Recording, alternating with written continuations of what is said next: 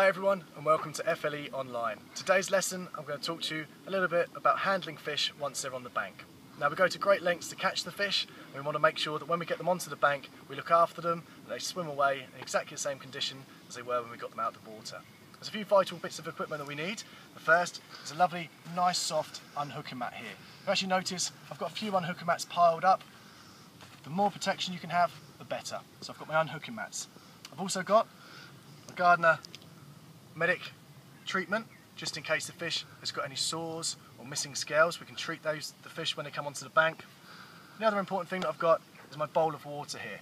Now it's a nice sunny day here at the FLE fishery. And what I'm going to do is before I bring the fish out of the water, I'm just going to dampen down the unhooking mat with some water. The fish obviously live in water, and if they come up onto a warm, hot, dry mat, it's going to take the mucus and the slime off of the fish, and that mucus is exactly the same as our skin. It helps to keep out infections. It's a protective barrier for the fish. So we want to make sure that we don't take the slime off of the fish, either on the mat or when we handle them. So I've got a wet mat here. The fish is in my landing net. When I bring the fish up from the water, I always make sure that everything on the bank is ready beforehand. The fish is perfectly happy being in the water in the landing net. I bring the fish up and careful to put it down onto the unhooking mat. Now, before I touch the fish, again I'm going to wet my hands to make sure that they're damp and I don't take that protective layer off of the fish. So just using the landing net, I'm going to wet my hands, spin the fish around so it's ready to hold up for a photo. Personally, I prefer to have the fish's head in my right hand. It's all personal preference.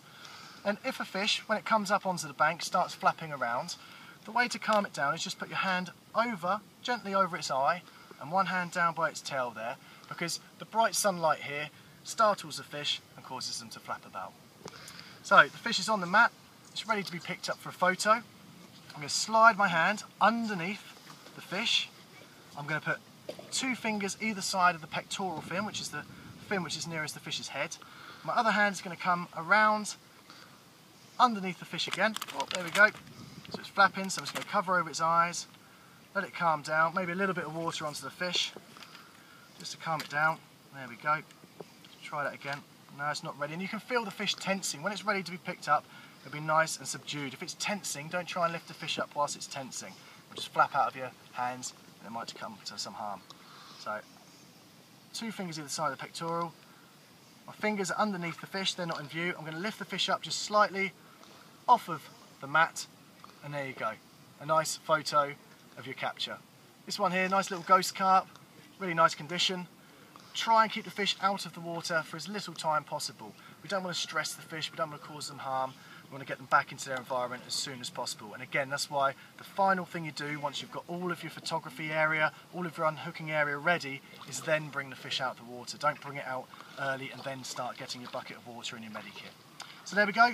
That's an example of how to look after a fish once you've caught it on the bank. I'm going to slip this one back and hopefully go and catch a few more.